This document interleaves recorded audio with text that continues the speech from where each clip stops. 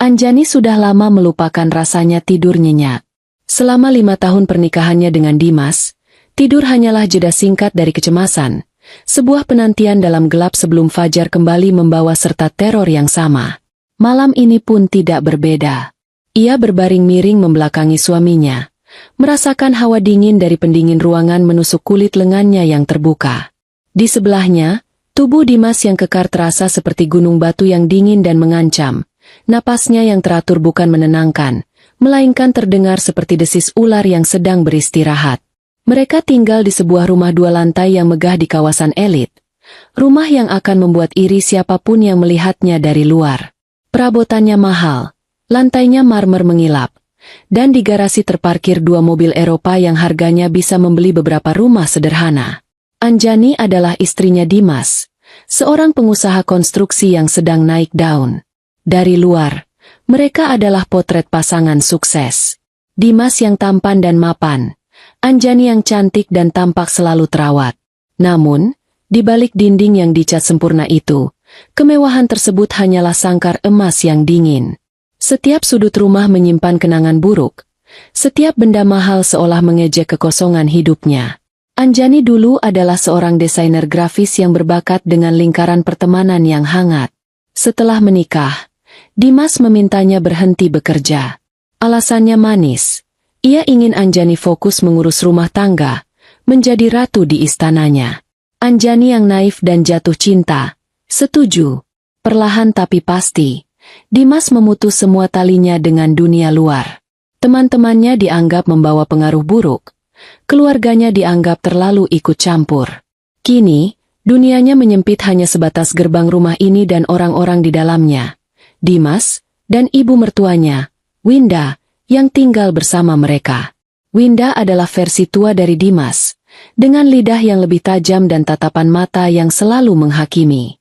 Baginya, Anjani tidak akan pernah cukup baik untuk putra kesayangannya. Malam itu, sebuah proyek besar yang diincar Dimas gagal didapatkan. Anjani tahu artinya. Amarah Dimas yang biasanya sudah seperti api dalam sekam, kini siap meledak menjadi kebakaran hebat. Sepanjang malam, rumah terasa senyap mencekam. Dimas tidak bicara, hanya membanting pintu ruang kerjanya. Winda melirik sinis ke arah Anjani saat makan malam, seolah semua itu adalah kesalahannya. Seolah Anjani adalah pembawa sial.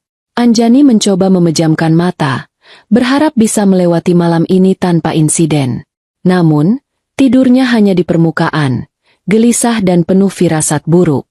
Pukul 4 pagi, saat sunyi mencapai puncaknya dan dunia luar masih terlelap dalam damai, neraka itu dimulai. Gerakan itu begitu cepat dan kasar hingga Anjani tidak sempat bereaksi. Tangan Dimas yang besar dan kuat mencengkeram lengannya, menariknya dari ranjang dengan sekali sentakan. Tubuh Anjani terbanting ke lantai marmer yang dingin, membuat napasnya tersentak karena kaget dan sakit. Kepalanya sedikit terbentur, menimbulkan denyut nyeri yang tajam. "Puas tidurmu?" Suara Dimas berat dan serak, penuh dengan amarah yang tertahan. Bau alkohol samar tercium dari napasnya. Anjani mencoba bangkit, menyangga tubuhnya dengan siku. "Mas, ada apa?" tanyanya dengan suara gemetar. Ia sudah tahu jawabannya. Tidak ada apa-apa. Dimas hanya butuh pelampiasan. "Ada apa katamu?" Dimas mencondongkan tubuhnya. Wajahnya hanya berjarak beberapa senti dari wajah Anjani. Matanya merah dan buas. "Aku banting tulang di luar. Kau enak-enakan tidur di ranjang empuk ini. Proyekku gagal, dan kau bahkan tidak peduli." "Aku peduli, Mas. Aku..." Sebuah tamparan keras mendarat di pipinya sebelum ia sempat menyelesaikan kalimatnya. Kepalanya tertoleh paksa, telinganya berdenging hebat. Rasa panas dan perih langsung menjalar di pipinya. Anjani bisa merasakan sudut bibirnya mulai basah. "Dar, jangan membantah," bentak Dimas. Ia menarik rambut Anjani, memaksanya untuk mendongak. Rasa sakit yang tajam terasa di kulit kepalanya. Air mata Anjani mulai mengalir, bukan hanya karena sakit fisik, tetapi juga karena hatinya yang sudah hancur berkeping-keping. "Ampun, Mas, sakit," rintihnya lirih. Permohonannya seolah menjadi bahan bakar bagi kemarahan Dimas. Pukulan berikutnya mendarat di rahangnya, lalu di perutnya. Anjani meringkuk, mencoba melindungi kepalanya dengan kedua tangan. Setiap pukulan terasa seperti hantaman palu, meremukkan tulang-tulang dan harga dirinya sekaligus. Ia tidak lagi berteriak, hanya isakan tertahan yang keluar dari tenggorokannya. Di tengah siksaan itu, lampu di lorong menyala. Sosok Winda muncul di ambang pintu kamar, berdiri dengan angkuh sambil melipat tangan di dada. Pakaian tidurnya yang terbuat dari sutra terlihat kontras dengan pemandangan brutal di hadapannya. Ia tidak menunjukkan ekspresi kaget atau ngeri. Sebaliknya, seulas senyum sinis terukir di bibirnya. "Bangun, wanita tak berguna." Suara Winda terdengar renyah dan penuh kemenangan. "Suamimu butuh dilayani, bukan memandangi wajah malasmu. Mungkin beberapa pukulan bisa membuat otakmu bekerja lebih baik." Tawa mertuanya adalah suara paling menyakitkan yang pernah Anjani dengar. Lebih sakit dari pukulan Dimas, lebih menyakitkan dari bibirnya yang sobek. Tawa itu adalah penegasan bahwa di rumah ini, ia sendirian. Tidak ada yang akan menolongnya. Tidak ada yang peduli. Di mata mereka, ia bukan manusia. Ia hanyalah properti yang bisa dirusak sesuka hati. Sesuatu di dalam diri Anjani patah malam itu. Kesabaran yang selama ini ia kumpulkan seperti bendungan, akhirnya jebol. Kebencian yang dingin dan tajam menggantikan rasa takutnya. Saat Dimas berhenti sejenak untuk mengatur napas, terengah-engah seperti binatang buas yang kelelahan, Anjani melihat kesempatannya. Pintu kamar masih terbuka. Jalan menuju kebebasan, atau setidaknya jalan keluar dari neraka ini, terbentang di hadapannya. Dengan sisa tenaga yang ia miliki, didorong oleh adrenalin dan kebencian yang meluap-luap, Anjani bangkit. Ia mendorong Dimas yang sedang lengah dengan sekuat tenaga. Dorongan itu tidak seberapa, tapi cukup untuk membuat Dimas terhuyung ke belakang.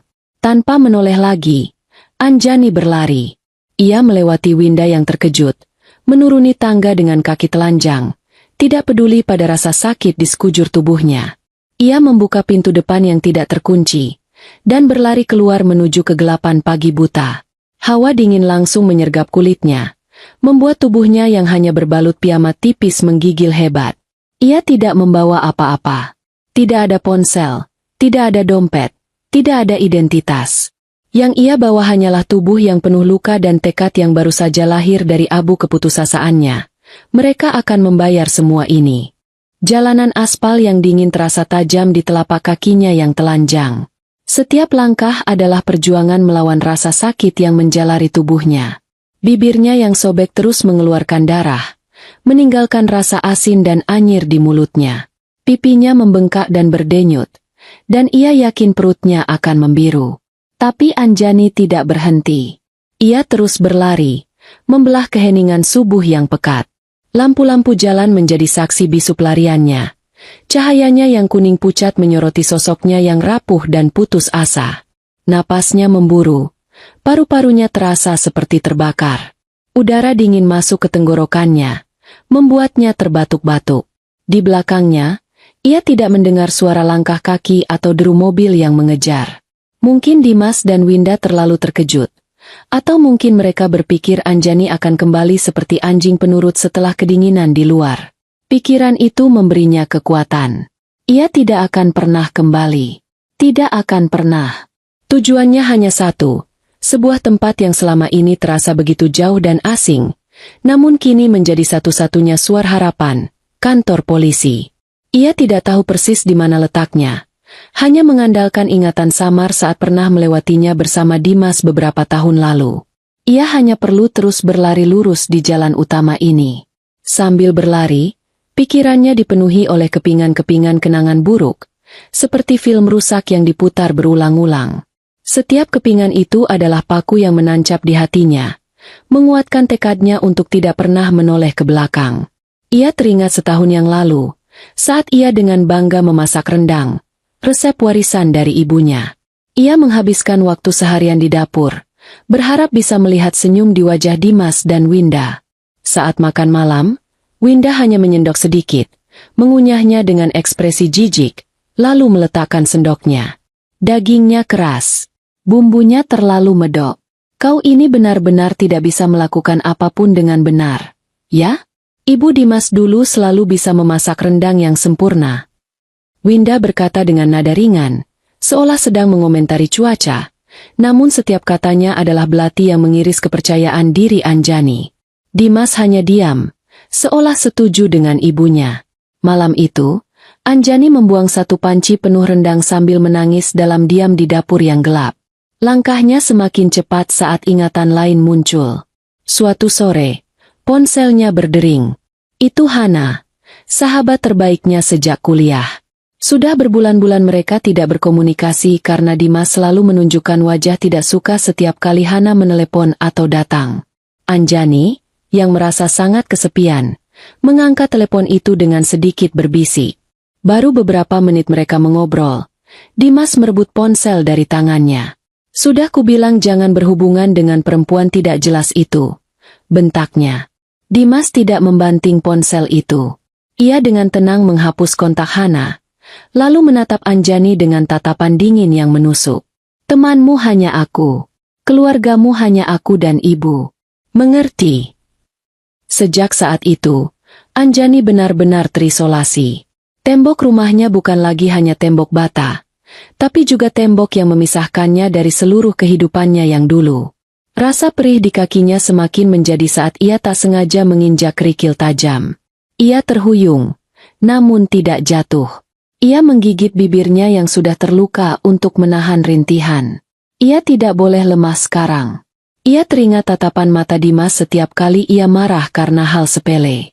Remote TV yang tidak ada di tempatnya, kemeja yang belum disetrika dengan sempurna, atau bahkan saat Anjani tanpa sengaja tertawa terlalu keras menonton acara komedi di televisi. Amarah Dimas bisa tersulut oleh apa saja. Dan setelah ledakan amarah itu, akan datang fase penyesalan yang manipulatif. Dimas akan memeluknya, meminta maaf, mengatakan bahwa semua itu karena ia terlalu stres dengan pekerjaan dan terlalu mencintai Anjani. Dan Anjani, yang dulu masih berharap, akan selalu memaafkannya. Bodoh. Ia merasa sangat bodoh. Setelah berlari entah berapa lama, Anjani melihatnya. Di kejauhan, sebuah papan nama dengan lambang kepolisian yang khas bersinar samar diterpa lampu jalan. Kantor polisi. Kakinya yang terasa seperti timah seolah mendapat kekuatan baru. Ia mempercepat larinya, mengabaikan rasa sakit yang kini sudah menyebar ke seluruh sendi-sendi tubuhnya. Semakin dekat, ia bisa melihat ada beberapa motor patroli terparkir di depan.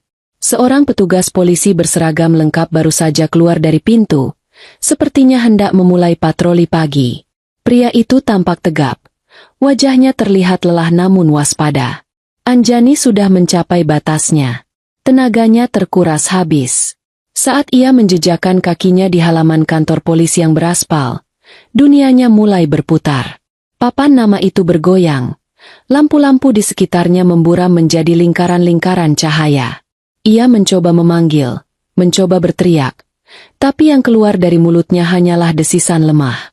Petugas polisi itu, yang bernama Satria, menyadari kehadirannya. Ia sedikit terkejut melihat seorang wanita dengan piyama acak-acakan, wajah lebam, dan kaki telanjang, berlari ke arahnya di waktu sepagi ini. Ia melangkah maju, hendak bertanya, "Mbak, ada yang bisa diban?" Sebelum Satria menyelesaikan kalimatnya, Anjani ambruk. Lututnya lemas dan tubuhnya jatuh ke depan. Energi terakhirnya terkuras hanya untuk mencapai tempat ini. Tepat sebelum kegelapan menelannya sepenuhnya, ia menatap wajah petugas itu, wajah orang asing yang kini menjadi satu-satunya harapannya. Dengan napas terakhir sebelum pingsan, ia berhasil menggumamkan satu kata yang menjadi awal dari segalanya. "Tolong." Setelah itu, semuanya menjadi gelap.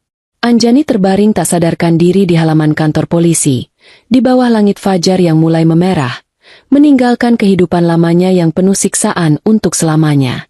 Bau disinfektan yang tajam adalah hal pertama yang menyadarkan Anjani. Baunya menusuk hidung, mengingatkannya pada klinik sekolah saat ia masih kecil. Perlahan, ia membuka mata. Pemandangan pertama yang menyambutnya bukanlah langit-langit kamarnya yang tinggi dengan lampu kristal gantung, melainkan langit-langit triplek berwarna kusam dengan beberapa noda air kecoklatan di sudutnya. Ia berbaring di atas sebuah ranjang lipat sederhana yang dilapisi sprei tipis berwarna biru pudar. Selimut yang menutupi tubuhnya terasa kasar di kulitnya. Ia mencoba untuk duduk, namun rasa sakit yang tajam di sekujur tubuhnya memaksanya untuk kembali berbaring. Perutnya nyeri, rahangnya kaku, dan bibirnya terasa bengkak dan kering. Ia menyentuh sudut bibirnya dengan ujung jari, merasakan luka sobek yang sudah mengering di sana. Seketika, semua ingatan dari beberapa jam yang lalu menyerbu pikirannya seperti air bah, cengkeraman kasar Dimas, tamparan yang memekakan telinga, tawa mengejek Winda, dan rasa dingin aspal di telapak kakinya. Ia tidak sedang bermimpi. Semua itu nyata. Sudah bangun, Bak? Sebuah suara yang tenang dan dalam membuatnya sedikit terkejut. Ia menoleh ke samping. Di sana, duduk di sebuah kursi plastik, adalah petugas polisi yang ia lihat sebelum pingsan. Wajahnya terlihat letih di bawah cahaya lampu neon, namun tatapannya teduh dan profesional. Di tangannya ada sebuah cangkir seng yang mengepulkan uap. Pria itu menyodorkan cangkir itu padanya. "Minum dulu. Teh hangat. Pakai gula sedikit," katanya. Nametak di seragamnya bertuliskan, "Satria." Anjani perlahan bangkit. Kali ini menahan ringisan. Ia menerima cangkir itu dengan kedua tangan yang sedikit gemetar. Kehangatan cangkir itu sedikit meredakan rasa dingin di tubuhnya. Ia menyesap teh itu pelan-pelan. Cairan hangat itu mengalir ke tenggorokannya. Terasa menenangkan. Untuk pertama kalinya dalam waktu yang sangat lama, seseorang memberinya sesuatu tanpa pamrih, tanpa mengharapkan balasan atau pelayanan. Gestur sederhana itu terasa begitu luar biasa hingga matanya kembali berkaca-kaca. "Terima kasih," bisiknya. Suaranya serak. Satria mengangguk kecil. "Ini ruang istirahat di kantor. Tadi Mbak pingsan di depan. Kami sudah memanggil petugas medis untuk memeriksa. Katanya tidak ada tulang yang patah, tapi banyak luka memar dan lecet. Luka di bibir Mbak juga sudah dibersihkan dan diberi antiseptik." Anjani hanya diam, menatap ke dalam cangkir tehnya. Ia merasa malu. Malu dengan penampilannya yang kacau. Malu dengan keadaannya yang menyedihkan. Selama ini, ia selalu berusaha menjaga citra sebagai istri Dimas yang sempurna. Kini, citra itu hancur berkeping-keping di hadapan orang asing. Seolah bisa membaca pikirannya, Satria berkata, "Mbak tidak perlu malu. Dan Mbak tidak sendirian. Kasus seperti ini, sayangnya, bukan yang pertama kami tangani." Kata-kata itu sedikit meredakan bebannya. Ia mengangkat wajah, menatap petugas polisi itu. Apa yang akan terjadi sekarang? Satria menarik napas panjang. Tatapannya menjadi serius. "Itu tergantung pada Mbak. Kami bisa mengantar Mbak pulang jika Mbak mau." "Tidak," potong Anjani cepat. Suaranya lebih keras dari yang ia duga. Kepanikan menjalari dirinya. "Saya tidak akan kembali ke sana. Saya tidak mau." Satria mengangguk. Tampak sudah menduga jawaban itu. "Baik. Kalau begitu, ada jalur lain yang bisa Mbak ambil. Tapi saya harus menjelaskannya dengan jujur. Ini tidak akan menjadi proses yang mudah." Ia mencondongkan tubuhnya sedikit. "Mbak adalah korban kekerasan dalam rumah tangga atau KDRT. Itu adalah tindak pidana. Pelakunya, meskipun dia suami Mbak, bisa dihukum. Untuk itu, kami butuh laporan resmi dari Mbak." "Laporan?" Kata itu terdengar begitu formal dan menakutkan. Melaporkan suaminya sendiri ke polisi. Sesuatu yang tidak pernah terbayangkan olehnya. "Lalu?" tanya Anjani. Suaranya kembali menjadi bisikan. "Setelah Mbak membuat laporan, langkah pertama dan yang paling penting adalah visum. Kami akan mengantar Mbak ke rumah sakit untuk divisum. Dokter akan memeriksa dan mencatat semua luka yang Mbak alami. Hasil visum itu akan menjadi bukti utama di pengadilan. Bukti fisik yang tidak bisa dibantah. Tanpa visum, kata-kata Mbak akan dilawan dengan kata-katanya. Dengan visum, luka-luka Mbak yang akan berbicara." Satria menjelaskan semuanya dengan runtut dan sabar.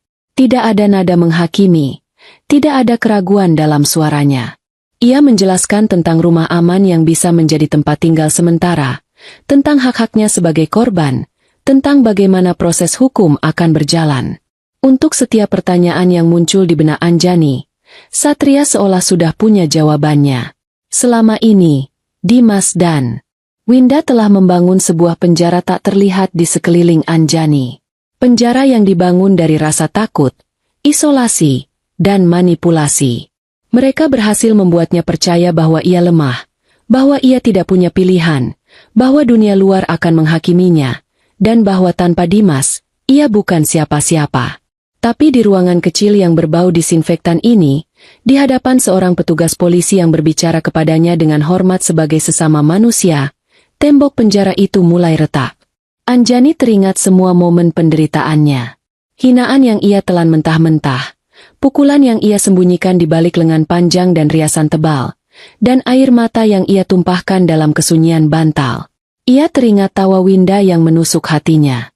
Tawa itulah yang menjadi bahan bakar utama kebenciannya. Ia tidak lagi merasa takut. Rasa takut itu telah menguap, digantikan oleh sesuatu yang lebih dingin, lebih keras, dan lebih kuat, keinginan untuk membalas. Bukan hanya untuk kebebasannya, tapi untuk penderitaan mereka. Ia ingin melihat wajah sombong Dimas dan Winda hancur. Ia ingin mereka merasakan keputusasaan yang selama ini ia rasakan. Setelah keheningan yang cukup lama, Anjani meletakkan cangkir tehnya di meja kecil di samping ranjang. Ia menatap lurus ke mata Satria. Tatapannya kini berbeda. Tidak ada lagi ketakutan atau keraguan di sana. Yang ada hanyalah tekad yang membara. Saya akan membuat laporan. Dan saya mau divisum. Lakukan apapun yang harus dilakukan, katanya dengan suara yang mantap dan jelas. Satria mengangguk pelan. Sebuah senyum tipis yang penuh penghargaan terukir di wajahnya. Keputusan yang tepat, Mbak. Ia kemudian berdiri. Saya akan siapkan berkas laporannya. Sambil menunggu, apakah ada seseorang yang bisa Mbak hubungi? Keluarga atau teman yang bisa mendampingi? Mbak akan butuh dukungan. Pertanyaan itu membuat Anjani terdiam sejenak. Keluarganya tinggal di luar kota, dan ia tidak mau membuat orang tuanya yang sudah sepuh menjadi khawatir sebelum ia punya rencana yang jelas. Teman? Semua temannya sudah menjauh atau dijauhkan oleh Dimas. Semua, kecuali satu.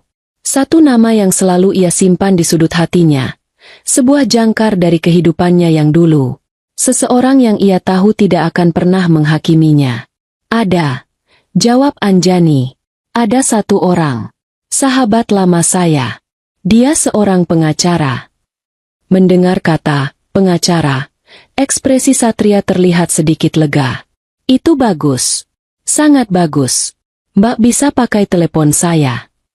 Ia mengeluarkan ponsel dari sakunya dan menyerahkannya kepada Anjani. Anjani menerima ponsel itu. Jantungnya berdebar kencang saat ia mengetikkan deretan nomor yang sudah ia hafal di luar kepala.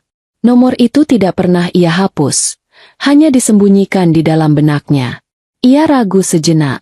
Sudah hampir 2 tahun mereka tidak berkomunikasi. Apakah Raditya masih mau membantunya? Apakah ia akan percaya? Ia menepis semua keraguan itu. Ia tidak punya pilihan lain. Ia menekan tombol panggil dan menempelkan ponsel itu ke telinganya. Nada sambung terdengar. 1 kali, 2 kali, 3 kali. Anjani hampir putus asa ketika akhirnya sebuah suara serak khas orang baru bangun tidur terdengar dari seberang. Halo? Siapa ini? Anjani menelan ludah. Tenggorokannya terasa kering. Radit. Ini aku, Anjani. Hening sejenak di ujung sana. Anjani bisa mendengar suara Raditya yang kini terdengar lebih jelas.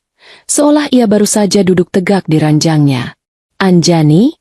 Ya Tuhan, Anjani. Ini benar kau? Kau dari mana saja? Apa kabarmu? Mendengar suara sahabatnya yang penuh kehangatan dan kekhawatiran membuat pertahanan Anjani runtuh. Air mata yang sejak tadi ia tahan akhirnya mengalir deras. Isak tangisnya keluar tanpa bisa dicegah. Anjani? Hei, kau kenapa? Kau menangis? Apa yang terjadi? Suara Raditya berubah menjadi panik. Di tengah isak tangisnya, Anjani berhasil mengucapkan kalimat yang akan mengubah takdirnya. Radit, tolong aku. Aku butuh bantuanmu. Aku di kantor polisi. Kurang dari 40 menit kemudian, pintu ruang istirahat itu terbuka dengan cepat. Seorang pria tinggi dengan kemeja yang sedikit kusut dan rambut yang tampak disisir terburu-buru masuk ke dalam ruangan. Wajahnya yang biasanya tenang kini mengeras karena cemas. Itu Raditya. Matanya langsung tertuju pada Anjani yang duduk di ranjang, dan untuk sesaat, napasnya seolah berhenti. Ia melihat wajah sahabatnya. Bukan wajah Anjani yang ia kenal, yang selalu ceria dengan senyum yang menular. Wajah di hadapannya bengkak di satu sisi, dengan warna ungu kebiruan yang mengerikan mulai terbentuk di sekitar tulang pipi. Bibirnya pecah dan terluka. Tatapan matanya kosong, meski ada percikan api baru di dalamnya. Kemarahan yang dingin dan terkendali langsung menjalari Raditya, membuat kepalan tangannya mengeras di sisi tubuh. Anjani, desisnya. Suaranya pelan namun penuh getaran amarah. Ia berjalan cepat menghampiri Anjani, berlutut di depannya, dan dengan sangat hati-hati menyentuh lengannya. Si brengsek itu yang melakukan ini. Anjani tidak perlu menjawab. Air mata yang kembali menggenang di pelupuk matanya sudah menjadi jawaban yang cukup. Raditya mengumpat pelan. Sebuah kata kasar yang jarang sekali ia ucapkan. Ia menatap Satria yang berdiri di sudut ruangan, memberinya anggukan singkat sebagai tanda terima kasih sekaligus pengakuan. Saya Raditya, pengacaranya, katanya kepada Satria. Nadanya tegas dan profesional, kontras dengan kepanikannya beberapa saat yang lalu. Terima kasih sudah menolongnya. Apa saja yang sudah dilakukan? Satria menjelaskan secara singkat tentang laporan awal dan rencana untuk melakukan visum. Raditya mendengarkan dengan saksama, sesekali mengangguk. Bagus. Kita lakukan visum sekarang juga. Saya akan mendampinginya. Pastikan semua luka, sekecil apapun, tercatat dalam laporan. Setiap memar, setiap goresan. Kehadiran Raditya mengubah segalanya. Anjani tidak lagi merasa sendirian. Ada kekuatan baru yang mengalir dalam dirinya. Kekuatan yang terpancar dari tatapan mata sahabatnya yang tajam dan penuh keyakinan. Mereka mengurus laporan BAP dengan cepat. Anjani menceritakan kejadian subuh tadi dengan suara datar, menekan semua emosi. Raditya duduk di sebelahnya, sesekali meletakkan tangan di bahunya, memberikan dukungan tanpa kata. Setiap detail kekerasan yang diucapkan Anjani membuat rahang Raditya semakin mengeras. Setelah BAP selesai, mereka menuju rumah sakit pemerintah terdekat dengan mobil patroli. Di unit gawat darurat, di balik tirai hijau yang tipis, seorang dokter perempuan dengan sabar memeriksa setiap luka di tubuh Anjani. Raditya menunggu di luar tirai, mondar-mandir seperti singa dalam kandang. Ia tidak hanya akan menuntut Dimas atas KDRT. Itu terlalu mudah. Itu hanya hukuman. Anjani butuh lebih dari sekadar hukuman. Ia butuh keadilan. Ia butuh retribusi. Ia akan menghancurkan Dimas dan Winda, melucuti semua yang mereka banggakan, kekayaan, status sosial, dan harga diri mereka. Setelah visum selesai dan Anjani mendapatkan beberapa obat pereda nyeri, Raditya membawanya pergi. Bukan ke rumahnya, tapi ke sebuah hotel bintang 3 yang bersih dan anonim di pusat kota. Ia memesan satu kamar untuk Anjani. Di dalam kamar yang tenang itu, dengan pemandangan kota dari jendela, babak baru dalam hidup Anjani dimulai. Sekarang ceritakan semuanya, kata Raditya setelah memesan makanan melalui layanan kamar. Ia duduk di kursi, sementara Anjani duduk di tepi ranjang, memeluk bantal. Bukan hanya kejadian tadi pagi. Ceritakan semuanya, dari awal. Dan Anjani pun bercerita. Ia menumpahkan semua penderitaan yang ia pendam selama 5 tahun. Tentang hinaan verbal Winda yang terjadi setiap hari, tentang isolasi yang dilakukan Dimas, tentang kekerasan fisik yang sering terjadi karena alasan sepele dan selalu disembunyikan. Ia bercerita tentang bagaimana mereka mengendalikan keuangannya, memberinya uang bulanan yang harus dilaporkan setiap pengeluarannya, seolah ia adalah seorang anak kecil. Ia bercerita tentang bagaimana mereka membuatnya merasa tidak berharga, bodoh, dan tidak berguna. Raditya mendengarkan tanpa menyela. Wajahnya tetap tenang, tapi matanya berkilat marah. Saat Anjani selesai, keheningan menyelimuti kamar itu. Mereka tidak hanya menyiksamu secara fisik, Anjani. Mereka menghancurkanmu secara sistematis, kata Raditya akhirnya. Suaranya serak karena emosi. Gugatan KDRT ini hanya permulaan. Kita akan menyerang mereka dari semua sisi. Ia mengambil buku catatan dan pulpen dari tas kerjanya. Aku butuh amunisi. Dan kau, tanpa kau sadari, telah duduk di atas gudang amunisi selama ini.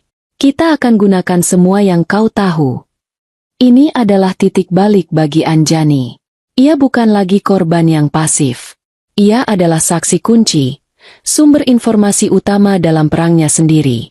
Pikirkan baik-baik, Anjani, lanjut Raditya. Dimas itu pengusaha. Seringkah kau mendengar percakapan bisnisnya di telepon? Nama-nama perusahaan, proyek, angka-angka. Anjani mengerutkan kening, mencoba menggali ingatannya. Awalnya semua terasa kabur. Tapi perlahan, potongan-potongan informasi mulai muncul. Dia sering marah-marah di telepon tentang pembayaran ganda. Dia juga sering menyebut nama sebuah perusahaan, PT Jaya Abadi, yang sepertinya selalu berhubungan dengan proyek-proyek pemerintah. Raditya mencatatnya dengan cepat. Bagus. Pembayaran ganda bisa berarti penggelembungan dana. PT Jaya Abadi. Aku akan memeriksanya. Lanjutkan. Dokumen. Apakah dia sering membawa dokumen pulang? Di mana dia menyimpannya? Dia punya ruang kerja di lantai bawah. Ada brankas besar tersembunyi di balik lukisan pemandangan. Jawab Anjani. Aku tidak tahu kombinasinya. Tapi aku pernah melihatnya menyimpan beberapa map tebal berwarna merah di sana. Dia sangat protektif soal ruangan itu. Brankas tersembunyi. Klise sekali. Gumam Raditya dengan senyum tipis. Oke, itu target kita nanti. Sekarang, tentang ibu mertuamu, si Winda itu. Anjani bergidik menyebut nama itu. Dia tidak bekerja, tapi gaya hidupnya sangat mewah. Tas bermerek, perhiasan, arisan sosialita. Dia sering pamer kalau sebuah butik di mall dan apartemen di pusat kota itu atas namanya. Katanya itu, hadiah, dari Dimas. Mata Raditya berbinar. Hadiah? Anjani, itu bisa jadi modus pencucian uang atau penyembunyian aset. Mendaftarkan aset atas nama keluarga untuk menghindari pajak atau penyitaan jika bisnisnya bermasalah. Ini lebih baik dari yang kuduga. Mereka berdiskusi selama hampir 2 jam. Anjani, yang selama ini merasa tidak tahu apa-apa, terkejut dengan banyaknya informasi berharga yang ia miliki. Setiap hinaan yang ia dengar, setiap percakapan yang ia curi dengar saat membawakan kopi untuk Dimas, kini menjadi sebuah senjata. Raditya menyusun semuanya menjadi sebuah peta serangan yang jelas. Baiklah, ini rencananya, kata Raditya sambil memandangi catatannya. Langkah pertama, gugatan KDRT dan gugatan cerai kita layangkan besok pagi. Itu akan menjadi pukulan pembuka. Secara bersamaan, aku akan mengajukan permohonan pembekuan aset bersama atas nama kau dan Dimas. Itu akan membatasi ruang gerak keuangannya. Ia melanjutkan, langkah kedua, berdasarkan informasi darimu, aku akan mengirimkan laporan anonim ke kantor pajak mengenai potensi penggelapan pajak dan ketidaksesuaian laporan kekayaan Dimas dan Winda. Biarkan pemerintah yang melakukan pekerjaan kotor untuk kita. Auditor pajak jauh lebih menakutkan daripada pengacara manapun. Langkah ketiga, dan ini yang paling penting, kita butuh saksi. Seseorang yang pernah melihat perlakuan mereka padamu. Seseorang yang bisa menguatkan ceritamu. Anjani langsung teringat satu nama. Hana. Sahabatku. Dimas melarangku bertemu dengannya. Tapi Hana pernah melihat memarku sekali, sebelum aku pandai menyembunyikannya. Dia juga pernah mendengar Dimas mengancamku di telepon. Sempurna, kata Raditya. Hubungi dia. Ajak dia bertemu besok. Kehadiran saksi akan membuat kasus KDRT kita sekuat baja. Untuk pertama kalinya setelah sekian lama, Anjani merasakan harapan. Bukan harapan semu bahwa suaminya akan berubah, tapi harapan nyata bahwa ia bisa merebut kembali hidupnya. Ia bukan lagi wanita lemah yang meringkuk di lantai. Ia adalah seorang pejuang yang sedang merencanakan serangan baliknya. Raditya menatapnya dengan tatapan bangga.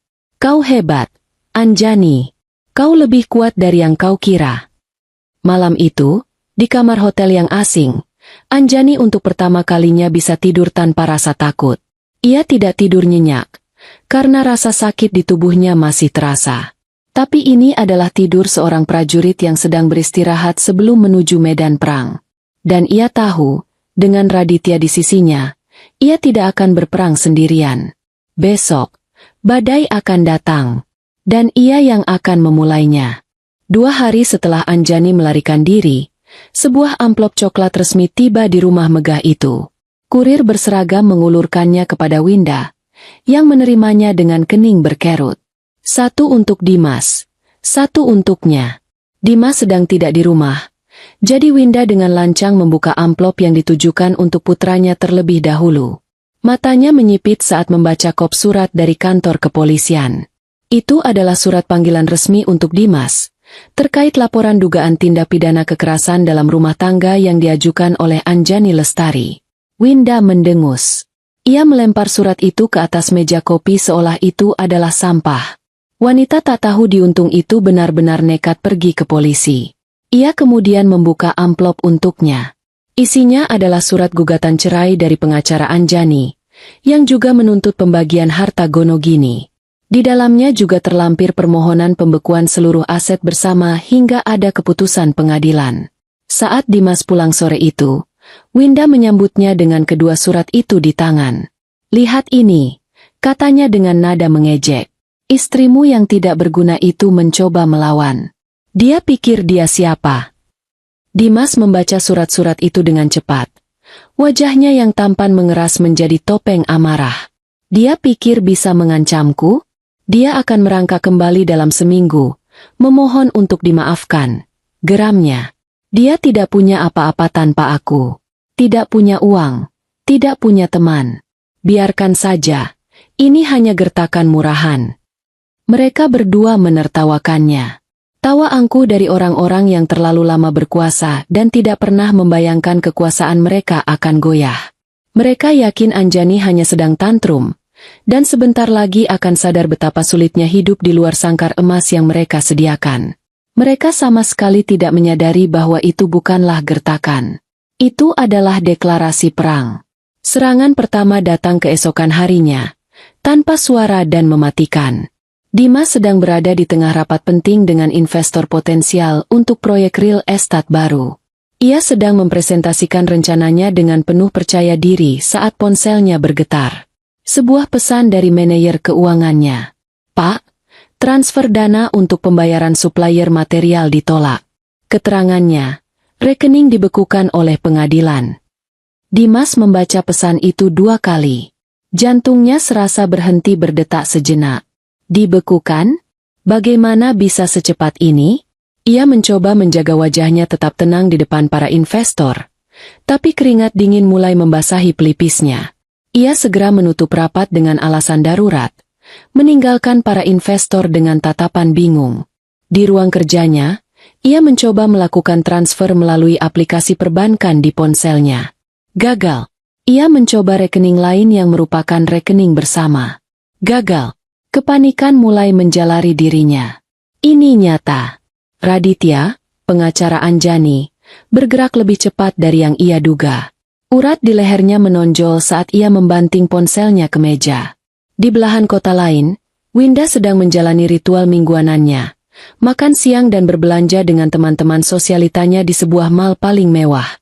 Setelah makan siang di restoran mahal, ia memimpin rombongannya menuju butik favoritnya, tempat ia biasa membeli tas edisi terbatas. Ia sudah mengincar sebuah tas tangan kulit buaya yang harganya setara dengan sebuah mobil.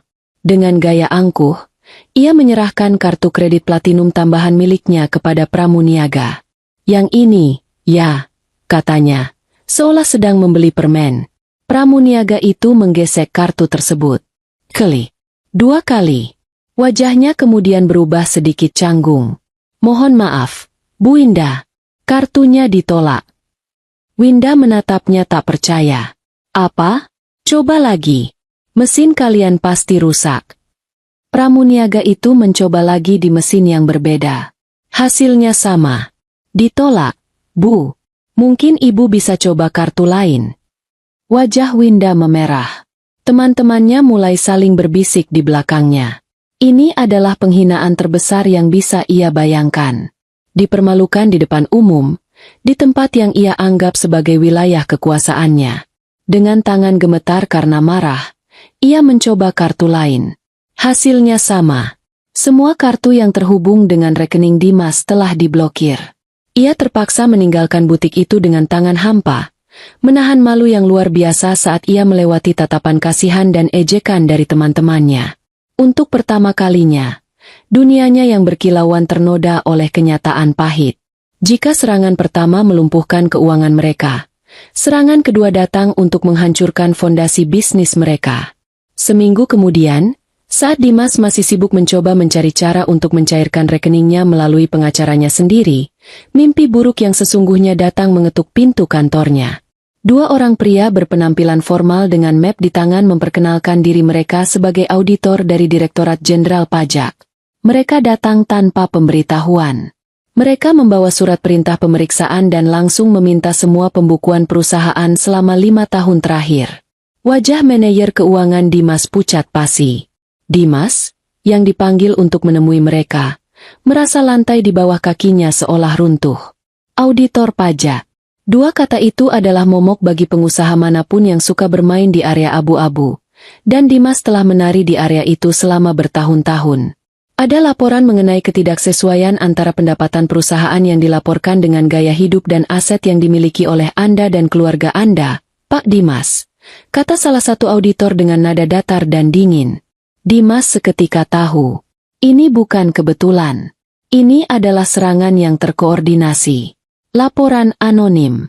Siapa lagi pelakunya kalau bukan Anjani dan pengacaranya? Bagaimana Anjani bisa tahu? Ia selalu menganggap istrinya bodoh dan tidak peduli soal bisnis. Ia tidak pernah menyangka bahwa wanita pendiam yang membawakannya kopi setiap hari itu ternyata mendengarkan, memperhatikan, dan mengingat semuanya. Kantornya yang biasanya sibuk dan efisien berubah menjadi kacau. Para auditor bekerja dengan teliti, memeriksa setiap faktur, setiap laporan bank, setiap kwitansi. Karyawan saling berbisik dengan cemas. Reputasi Dimas sebagai pengusaha sukses yang bersih kini terancam hancur. Malam itu, suasana di rumah terasa seperti di medan perang yang baru saja dibom. Dimas berjalan mondar-mandir di ruang keluarga. Wajahnya pucat karena marah dan cemas. Winda duduk di sofa, tidak lagi dengan keangkuhan biasanya, melainkan dengan ekspresi ketakutan. Kemewahan mereka, status sosial mereka, semuanya terancam. Ini semua gara-gara perempuan ular itu, teriak Dimas, menendang sebuah vas porselen hingga hancur berkeping-keping. Dia akan menghancurkan kita. Lalu kita harus bagaimana, Dimas? Rengek Winda, suaranya terdengar panik. Aku tidak bisa hidup miskin. Dimas meraih ponselnya, mencoba menghubungi nomor Anjani untuk yang kesekian kalinya. Tapi hasilnya tetap sama. Nomor tidak aktif. Ia mencoba menghubungi keluarga Anjani, tapi tidak ada yang mengangkat. Anjani telah menghilang, memutus semua jejak. Ia dan ibunya kini terisolasi, terjebak dalam masalah yang mereka ciptakan sendiri, menghadapi musuh tak terlihat yang ternyata tahu semua rahasia tergelap mereka. Tawa angkuh mereka beberapa hari yang lalu kini terasa seperti debu pahit di mulut mereka. Dunia nyaman mereka sedang runtuh, dan mereka tidak tahu bagaimana cara menghentikannya. Sementara kepanikan melanda rumah Dimas, Anjani justru merasakan ketenangan yang belum pernah ia rasakan sebelumnya. Di kamar hotel yang menjadi benteng sementaranya, ia tidak lagi merasa seperti korban yang melarikan diri. Di bawah bimbingan Raditya, ia berubah menjadi arsitek dari kejatuhan musuh-musuhnya. Setiap pagi, Ia bangun bukan dengan rasa takut, tapi dengan tujuan. Bekas-bekas luka di wajahnya mulai memudar, digantikan oleh sorot mata yang tajam dan penuh perhitungan. Postur tubuhnya yang dulu sering membungkuk kini tegap, seolah tulang punggungnya telah diperkuat oleh baja. Mereka pasti sedang panik sekarang, kata Raditya suatu pagi, saat mereka bertemu di lobi hotel untuk sarapan. Serangan pertama berhasil. Sekarang saatnya kita kumpulkan senjata pamungkas. Senjata itu adalah kesaksian. Raditya menekankan betapa pentingnya memiliki saksi yang bisa menguatkan cerita Anjani, yang bisa menunjukkan bahwa kekerasan itu adalah sebuah pola, bukan insiden tunggal. Hanya ada satu nama di benak Anjani, Hana.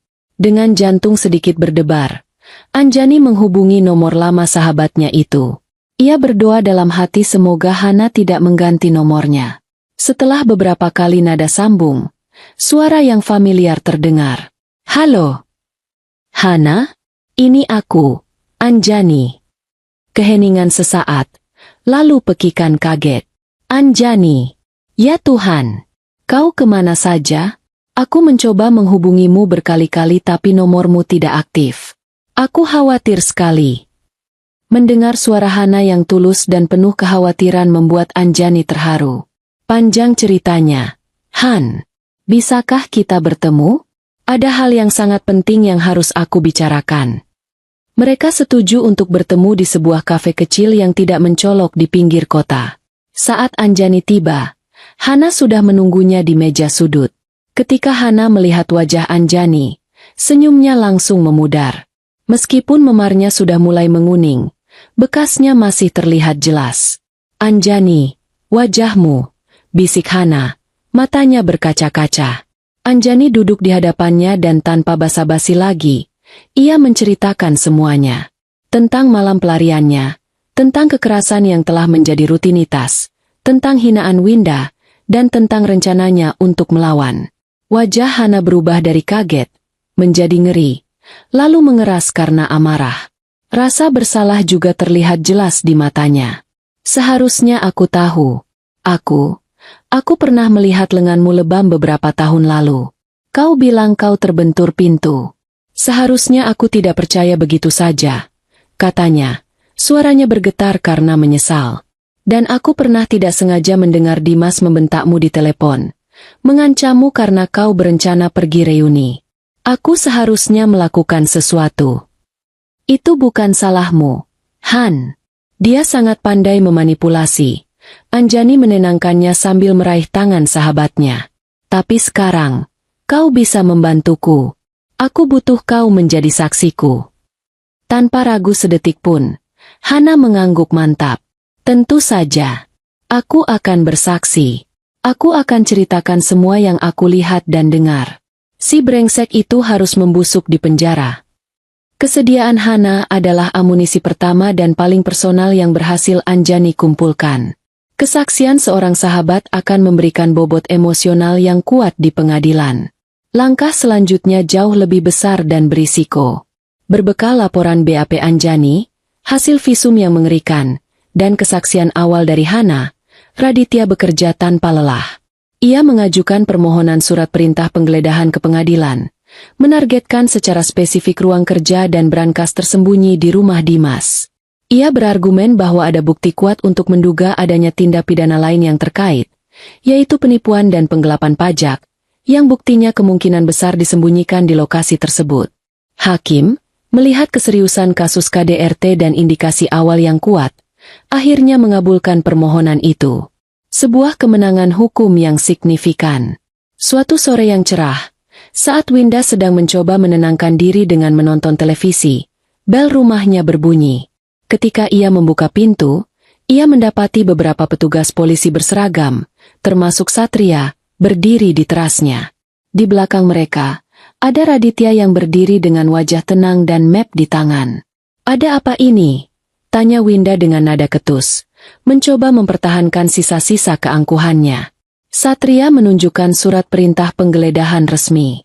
"Kami punya izin dari pengadilan untuk melakukan penggeledahan di rumah ini, Bu. Mohon kerjasamanya." Wajah Winda pucat pasi. Rumahnya yang sempurna, simbol statusnya, akan diobrak-abrik oleh polisi. Ini adalah mimpi buruk terbesarnya. Ia hanya bisa berdiri mematung dengan lemas saat para petugas masuk dan mulai melakukan tugas mereka dengan efisien. Raditya mengawasi setiap langkah mereka untuk memastikan semuanya sesuai prosedur. Mereka langsung menuju ruang kerja Dimas. Sesuai petunjuk Anjani, mereka memindahkan lukisan pemandangan besar di dinding, dan di baliknya, sebuah brankas tanam digital berwarna hitam terungkap. Winda terkesiap. Ia bahkan tidak tahu ada brankas di sana. Dimas, yang dihubungi oleh Winda, tiba di rumah dengan tergesa-gesa.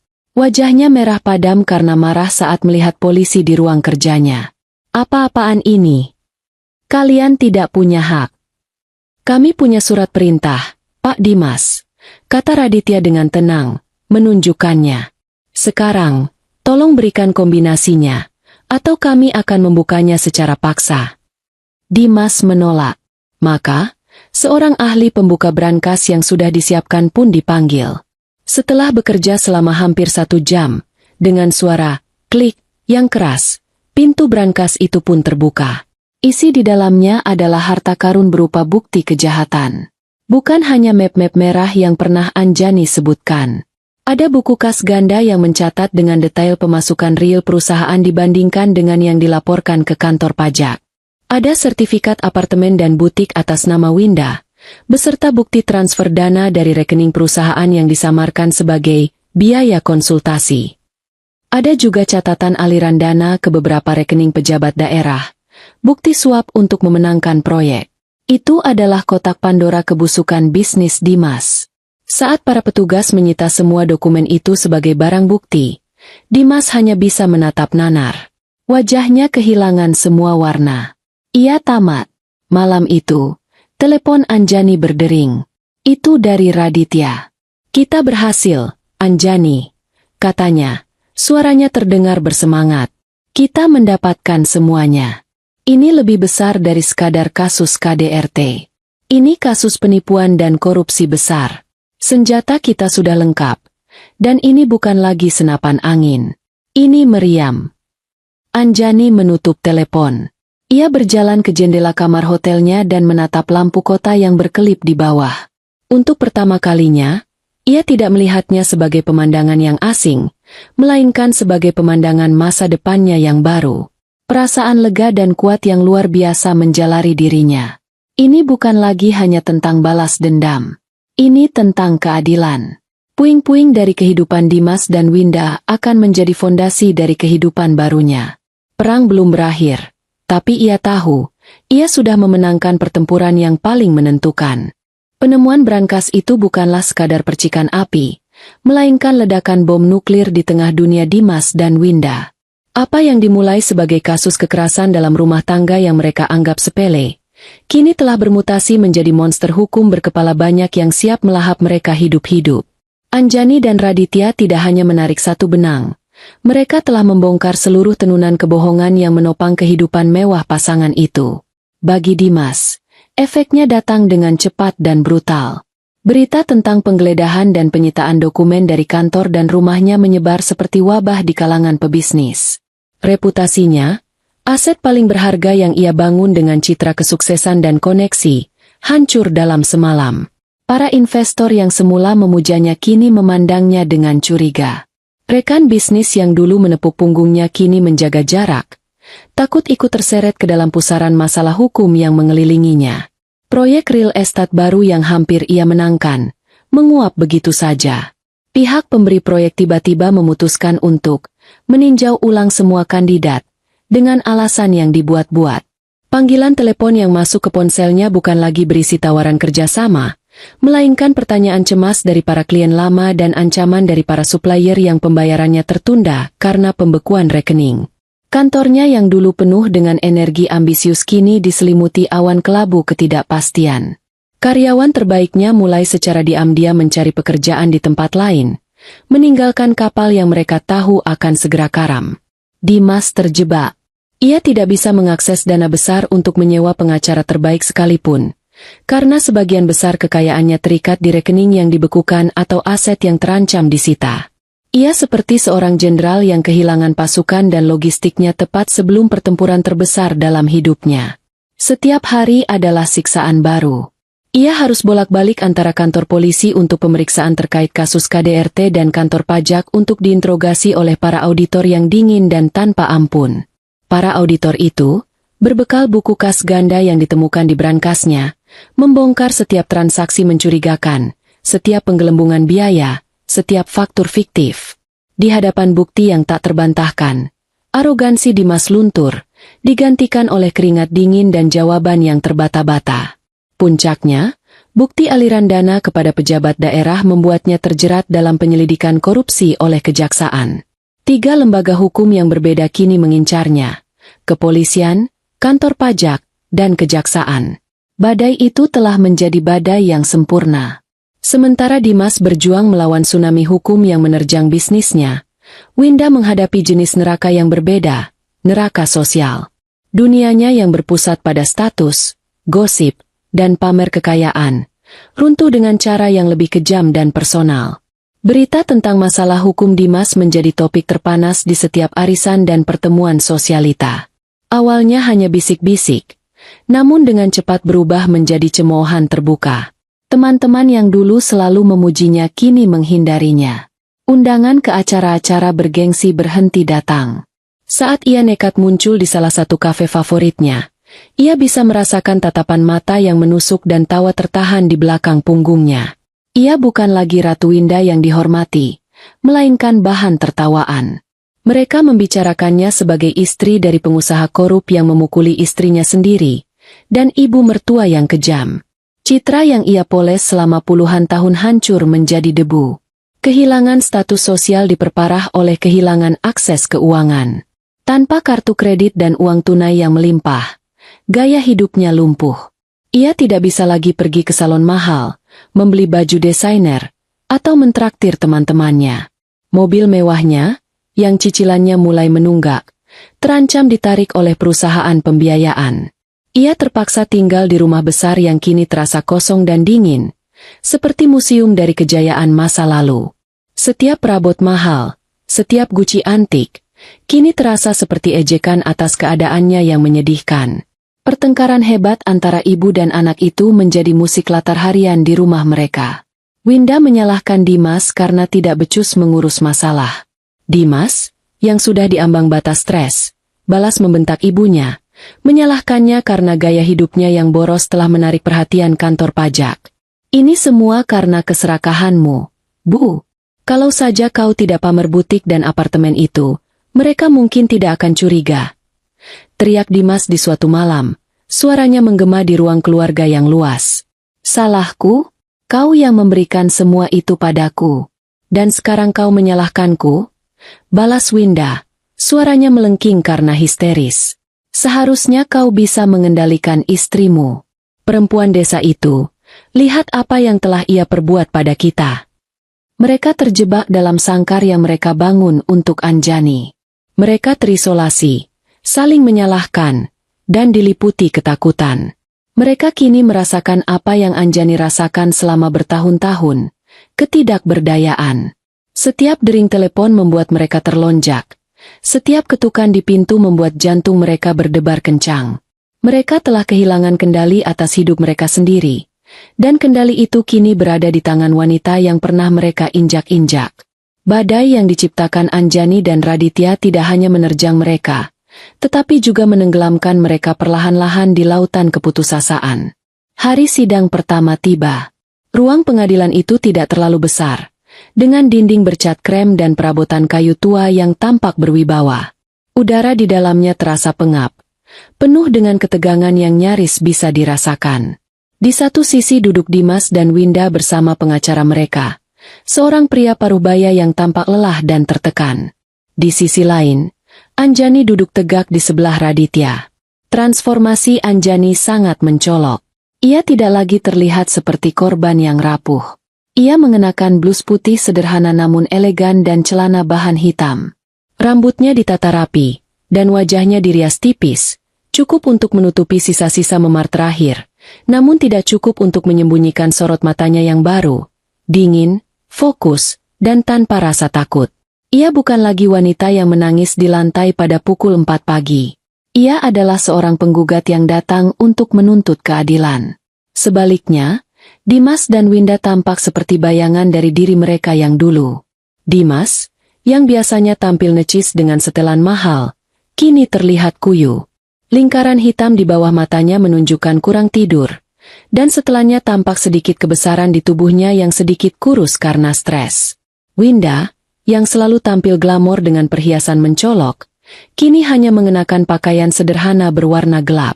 Wajahnya yang biasa dipoles riasan tebal kini tampak pucat dan cemberut. Keangkuhan mereka telah terkikis oleh badai masalah, menyisakan kerapuhan dan kepahitan. Sidang dimulai. Agenda hari itu adalah mendengarkan kesaksian dari pihak penggugat. Raditya memanggil saksi pertamanya, Anjani. Dengan langkah mantap, Anjani berjalan menuju kursi saksi dan mengambil sumpahnya. Raditya memulai dengan pertanyaan-pertanyaan dasar. Nama, hubungan dengan terdakwa, lama pernikahan. Kemudian, ia mulai masuk ke inti permasalahan. Bisa Anda ceritakan kepada majelis hakim, apa yang terjadi pada dini hari tanggal 23 September tahun ini? Tanya Raditya dengan suara yang tenang namun tegas. Anjani menarik napas dalam-dalam, menatap lurus ke arah majelis hakim, sengaja menghindari tatapan Dimas. Dengan suara yang jelas dan stabil, ia menceritakan kengerian malam itu. Ia mendeskripsikan setiap detail tanpa histeria, seolah sedang membacakan sebuah laporan. Bagaimana Dimas menyeretnya dari ranjang, kata-kata yang ia gunakan, tamparan pertama, pukulan-pukulan berikutnya. Saat ia sampai pada bagian di mana Winda muncul dan menertawakannya, suaranya sedikit bergetar, namun ia berhasil mengendalikannya. Terdakwa 2, Ibu Winda, tidak menolong saya, lanjut Anjani. Beliau berdiri di ambang pintu dan berkata, bangun, wanita tak berguna. Beliau menertawakan saya saat saya dipukuli oleh putranya. Seluruh ruangan hening.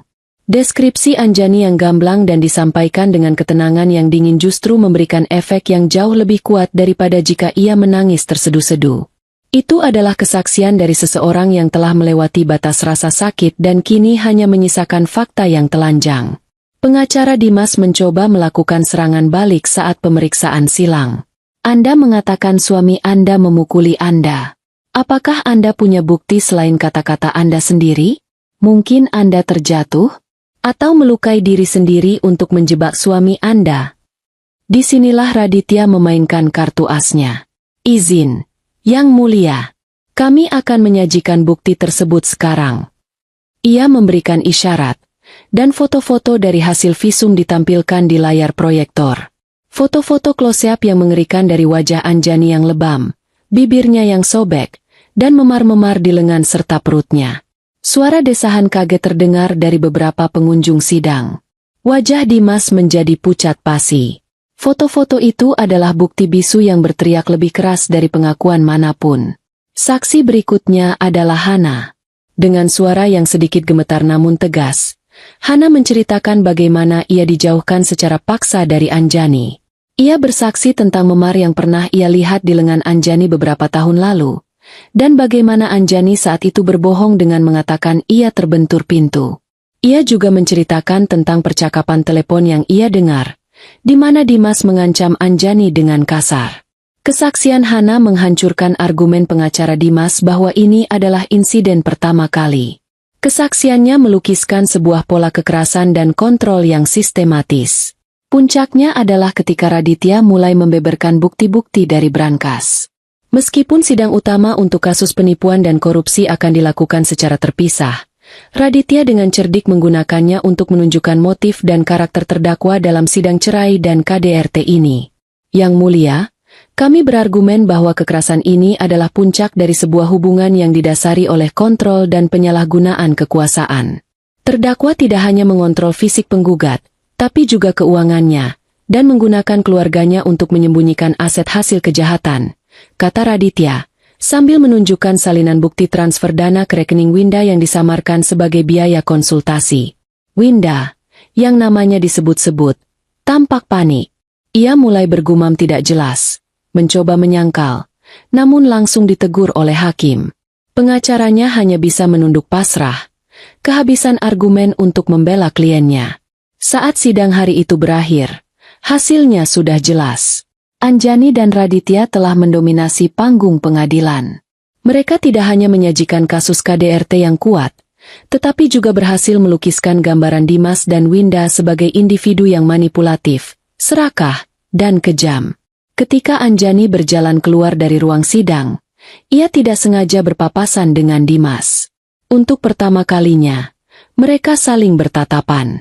Di mata Dimas, Anjani tidak melihat lagi kemarahan yang membara, melainkan sesuatu yang lain, campuran antara ketidakpercayaan, ketakutan, dan mungkin setitik penyesalan. Ia melihat kebingungan di mata pria yang pernah begitu berkuasa atas dirinya.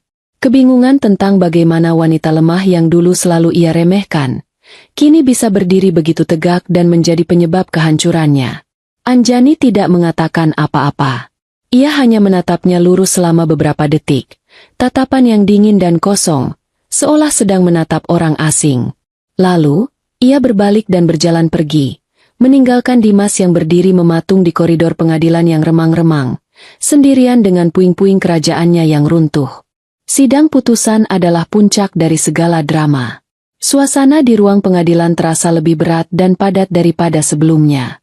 Setiap kursi pengunjung terisi penuh oleh wartawan, kerabat jauh, dan orang-orang yang hanya ingin tahu akhir dari skandal yang mengguncang kalangan elit kota itu.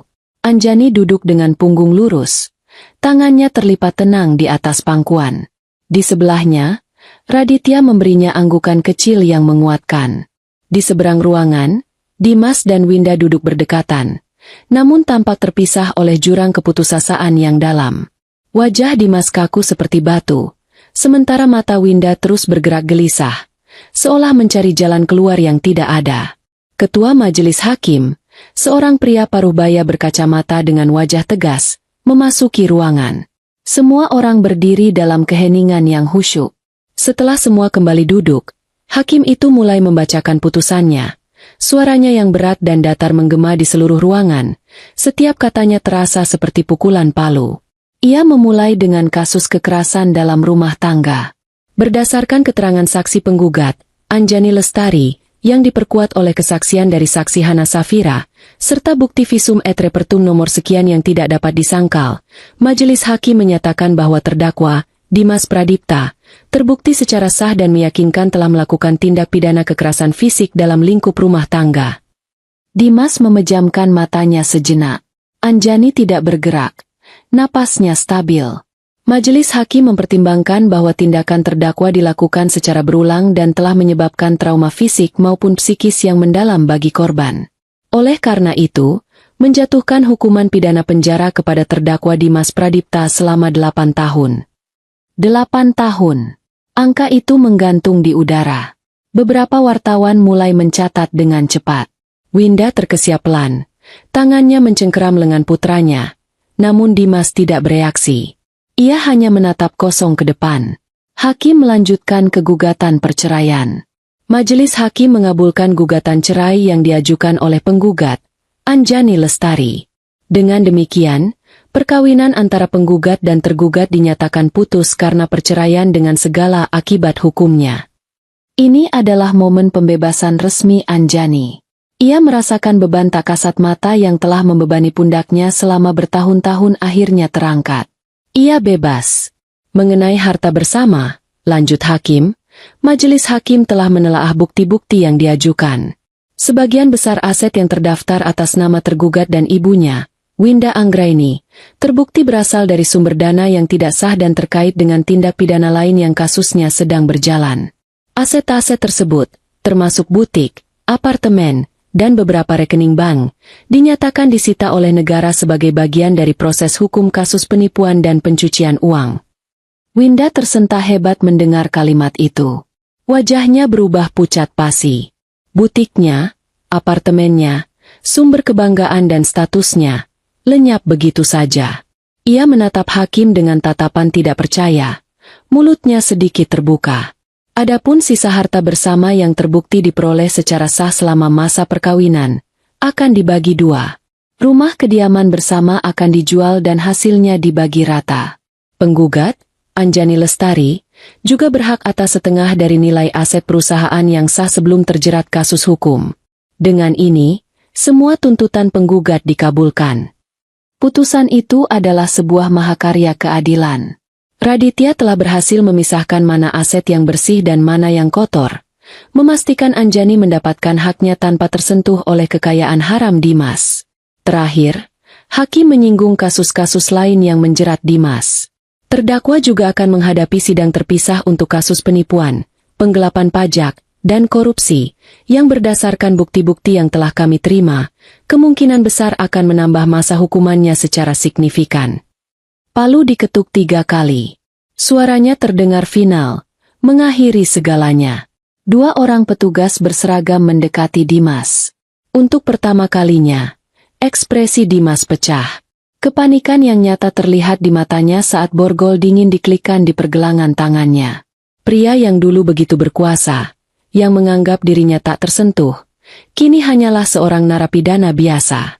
Saat ia digiring keluar, ia menoleh ke arah Anjani.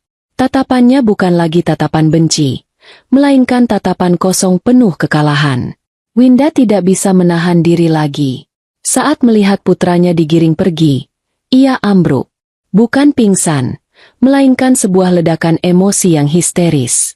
"Tidak, Dimas, putraku!" raungnya. Tangisnya memecah keheningan ruang sidang. "Ini semua salahmu, perempuan sialan!" jeritnya sambil menunjuk Anjani dengan jari gemetar. "Kau telah menghancurkan keluargaku. Kau akan dikutuk." Anjani hanya menatapnya dengan tenang. Hinaan dan kutukan itu tidak lagi menyakitinya. Itu hanyalah suara bising dari masa lalu yang sekarat. Raditya berdiri di antara mereka, melindunginya dari amukan Winda yang kini ditahan oleh petugas. Anjani berdiri, merapikan blusnya, dan berjalan keluar dari ruang sidang tanpa menoleh ke belakang. Ia tidak perlu lagi mendengar jeritan Winda. Ia tidak perlu lagi melihat kekalahan Dimas. Baginya, semua itu sudah selesai. Saat ia melangkahkan kaki keluar dari gedung pengadilan yang suram dan merasakan hangatnya sinar matahari di wajahnya, ia menarik napas dalam-dalam. Itu adalah napas pertama dari sisa hidupnya yang baru. 1 tahun kemudian, waktu telah menjadi penyembuh yang ajaib. Anjani yang sekarang adalah pribadi yang sama sekali berbeda dari wanita yang dulu hidup dalam ketakutan. Dengan uang hasil penyelesaian perceraiannya, yang ia terima setelah semua aset bersih berhasil dicairkan, ia tidak membeli kemewahan. Ia menginvestasikannya dengan bijak pada impian lamanya. Ia menyewa sebuah ruko kecil di area kota yang sedang berkembang dan membukanya menjadi sebuah studio desain grafis bernama Titik Balik. Studionya berjalan dengan baik. Bakatnya yang lama terpendam kini mekar kembali dengan cemerlang. Klien menyukai hasil kerjanya yang bersih, kreatif, dan penuh jiwa. Ia mempekerjakan 2 orang desainer muda dan suasana di studionya selalu penuh dengan tawa dan musik. Ia menemukan kembali kegembiraan dalam bekerja, dalam menciptakan sesuatu dengan tangannya sendiri. Penampilannya pun berubah. Wajahnya tidak lagi muram. Selalu ada senyum tulus yang tersungging di bibirnya. Senyum yang kini mencapai matanya, membuatnya bersinar. Ia kembali berhubungan dengan teman-teman lamanya, termasuk Hana yang kini menjadi sahabat terdekatnya. Sesekali ia juga menjadi sukarlawan di sebuah rumah aman, membagikan ceritanya kepada para perempuan korban KDRT, memberi mereka harapan bahwa selalu ada jalan keluar, bahwa mereka bisa merebut kembali hidup mereka. Mengenai Dimas, ia mendengar kabar bahwa vonisnya untuk kasus korupsi dan penipuan menambah masa hukumannya menjadi total 20 tahun penjara. Ia akan menjadi pria tua saat keluar nanti. Anjani tidak merasakan apa-apa saat mendengar berita itu. Tidak ada kepuasan, tidak ada dendam. Dimas hanyalah sebuah babak yang sudah tertutup rapat dalam buku hidupnya. Suatu sore di akhir pekan, Anjani sedang bersantai di sebuah kafe yang nyaman di dekat studionya. Aroma kopi yang baru diseduh memenuhi udara. Ia memesan secangkir latte dan sepotong kue, menikmati momen ketenangan yang dulu terasa begitu mustahil. Sambil menunggu pesanannya, ia iseng membuka portal berita lokal di ponselnya. Ia membaca berita tentang perkembangan kota, acara musik yang akan datang, Lalu matanya menangkap sebuah judul berita kecil di kolom kriminalitas yang membuatnya berhenti. Diduga mengutil keperluan pokok, mantan sosialita diamankan petugas keamanan supermarket. Karena penasaran, Anjani mengklik berita itu.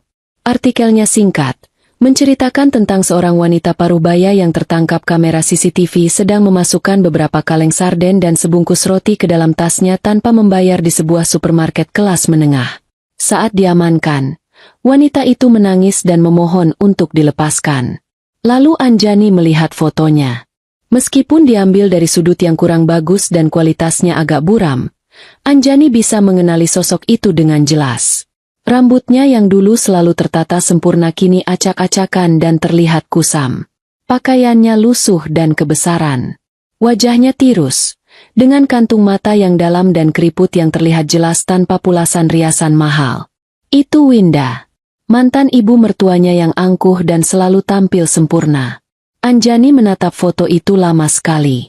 Ia membayangkan Winda, wanita yang dulu menghinanya karena masakannya tidak sempurna, yang menertawakannya saat ia dipukuli, kini harus mencuri beberapa kaleng sarden untuk bertahan hidup. Ironi itu begitu menusuk, begitu sempurna dalam keadilannya yang pahit. Ia tidak merasakan kasihan, tidak juga kebencian. Emosi yang muncul justru sesuatu yang tidak ia duga. Sebuah senyum tipis mulai tersungging di bibirnya yang kini sembuh total tanpa bekas luka. Senyum itu perlahan melebar, dan kemudian, sebuah suara tawa kecil keluar dari tenggorokannya. Itu bukan tawa yang jahat atau penuh kemenangan yang sombong. Itu adalah tawa yang tulus, ringan, dan membebaskan. Tawa yang seolah melepaskan sisa-sisa terakhir dari racun masa lalunya. Tawa melihat betapa lucunya roda kehidupan berputar. Bagaimana karma bekerja dengan cara yang paling puitis. Ia menertawakan keangkuhan yang telah hancur menjadi debu, menertawakan takdir yang telah menempatkan semua orang tepat di tempat yang seharusnya. Pelayan datang mengantarkan pesanan kopinya. Anjani menghentikan tawanya, mengangguk terima kasih kepada pelayan itu dengan senyum yang ramah. Ia menyeruput latenya yang hangat. Rasanya nikmat. Ia menatap keluar jendela kafe, ke arah jalanan yang ramai dan langit biru yang cerah. Masa depannya terbentang luas di hadapannya, bersih dari bayang-bayang masa lalu. Dan untuk pertama kalinya, ia merasa benar-benar, sepenuhnya, tertawa bahagia. Tawa bahagia, tawa bahagia, tawa bahagia, tawa bahagia, tawa bahagia.